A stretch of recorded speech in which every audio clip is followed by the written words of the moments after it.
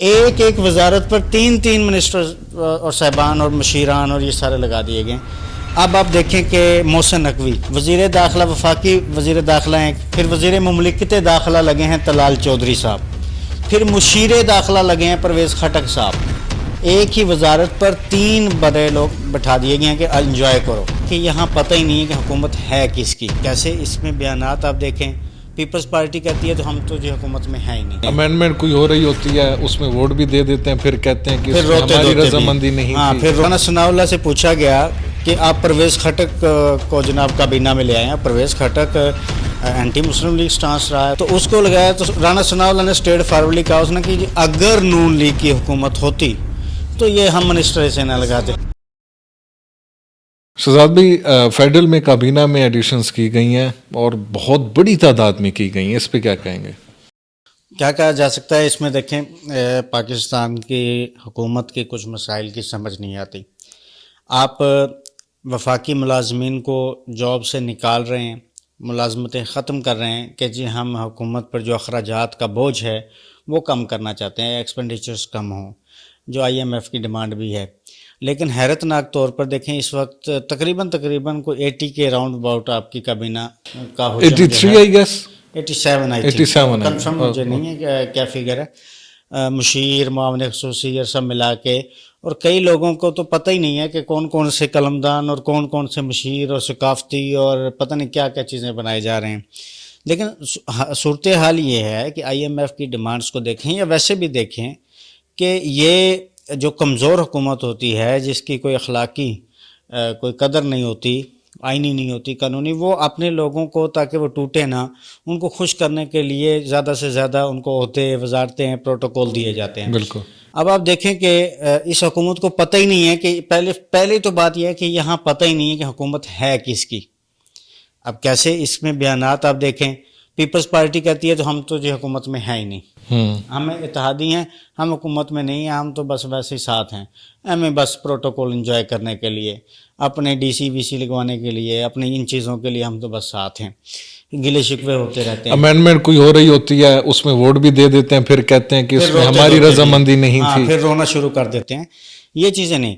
پھر آپ دیکھیں کہ کون سا منسٹر کب لگتا ہے، وہ بڑی زبردست بات. رانا ثناء اللہ سے پوچھا گیا کہ آپ پرویز خٹک کو جناب کابینہ میں لے آئے ہیں. پرویز خٹک اینٹی مسلم لیگ سٹانس رہا ہے بالکل ہمیشہ، تو اس کو لگایا تو رانا ثناء اللہ نے اسٹیٹ فارورڈلی کہا اس نے کہ اگر نون لیگ کی حکومت ہوتی تو یہ ہم منسٹر ایسے نہ. اس کا مطلب ہے کہ نون لیگ کی حکومت. اب وزیر اعظم کس کا نہیں ہے؟ وزیر اعظم کس کا؟ نون لیگ کا. سارے وزیر کس کے ہیں؟ نون لیگ کے. تو وہ کہہ رہے ہیں کہ اگر نون لیگ کی حکومت ہوتی تو پرویز خٹک کو ہم نہ لگاتے.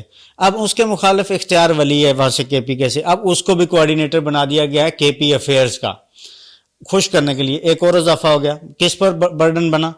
پاکستانی قوم پر. ٹیکس کے پیسے سے انجوائے کریں گے ساری چیزیں. اچھا شہزاد، میں ذرا بات کمپلیٹ کر لوں کہ پھر وزارتوں میں آپ چیزیں دیکھیں کہ ایک سب سے بڑی اہم چیز، ایک ایک وزارت پر تین تین منسٹر اور صاحبان اور مشیران اور یہ سارے لگا دیے گئے.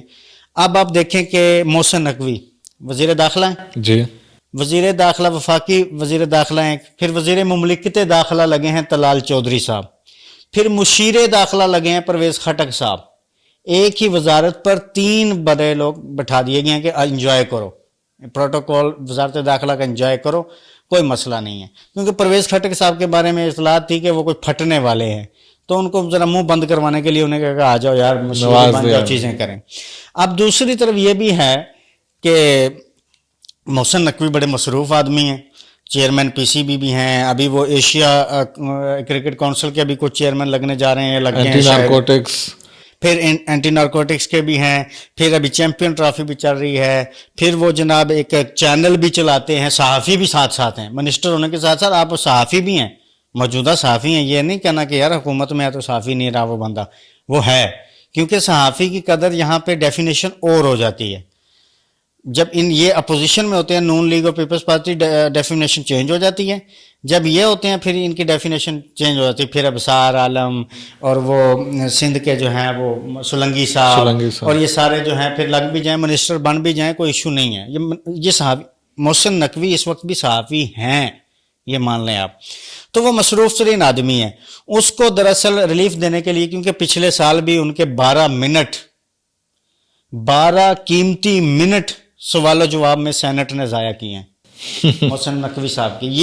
یہ اصل ملک کا نقصان ہے کہ اتنا مصروف ترین آدمی، اتنا سپر مین کیپیسٹی کا آدمی جو ہے، اس کے یہ مطلب جو جس کی اوقات ہی کوئی نہیں ہے پارلیمنٹ کی، 100 کال قسم کی جو چیزیں ہیں، وہ 12 منٹ ضائع کر دی یار محسن نقوی صاحب کے. تو اس لیے وہ وقفہ سوالات میں جب اپوزیشن سوال کرتی ہے، ان کے جوابات کے لیے وزیر مملکت طلال چودھری صاحب ہیں، مشیر داخلہ پرویز خٹک صاحب ہیں. تو اب ذرا ان کو یہ 12 منٹ ضائع کرنے کی ضرورت نہیں پڑے گی. تو یہ بوجھ جہاں آپ ملازمتوں سے لوگ نکال رہے ہیں یہ کہہ کر کہ قوم کے ملک کے پاس پیسہ نہیں ہے، ایکسپینڈیچرز کم کرنے ہیں، بے روزگاری کے لیے ہیں، یہاں آپ سیاسی بے روزگاروں کو روزگار دے رہے ہیں. اس ٹاپک پہ میرا آخری کویشچن ہے کہ اس وقت ہمارے مطلب اپروکسیمیٹلی 87 منسٹرز ہیں. ایک اندازے کے مطابق ایک منسٹر کو دیے جانے والا پروٹوکول اس کا منتھلی کتنا خرچ ہوگا؟ ایک اندازن بتا دیں. کروڑوں روپے ہے.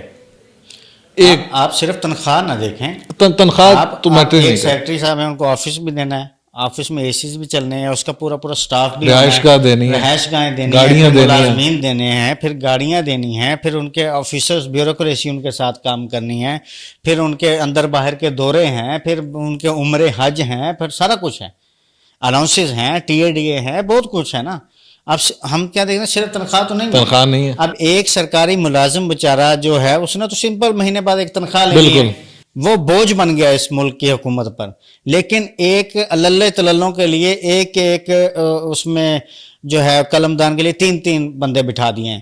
اب آپ دیکھیں کہ آپ کو پتہ ہی نہیں چلے گا کون کس کا. اب آپ دیکھیں مبارک زیب، ریحان زیب کا بھائی، جس نے 26 امینڈمنٹ میں ووٹ دیا ہے، اس کو معاون خصوصی کس چیز کا لگایا؟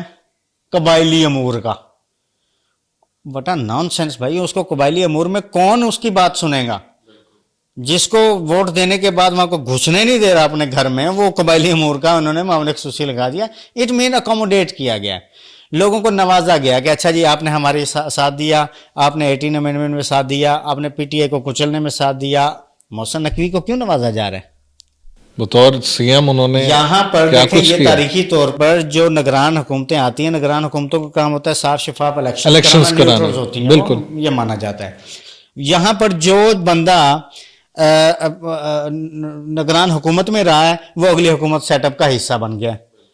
ابھی محترم شہباز شریف صاحب کے جو ایک ہیں وہ احد چیمہ صاحب، وہ جناب نگران حکومت کا بھی حصہ رہے، وہ جناب اب اس سیٹ اپ کا بھی حصہ ہیں. یہاں سے یہ ادھر سرفراز بگٹی، یہ سارے جو ہیں جو نگران حکومتوں میں، تو ماشاءاللہ سارے سیٹ اپ ہو گئے. اتنے ایماندار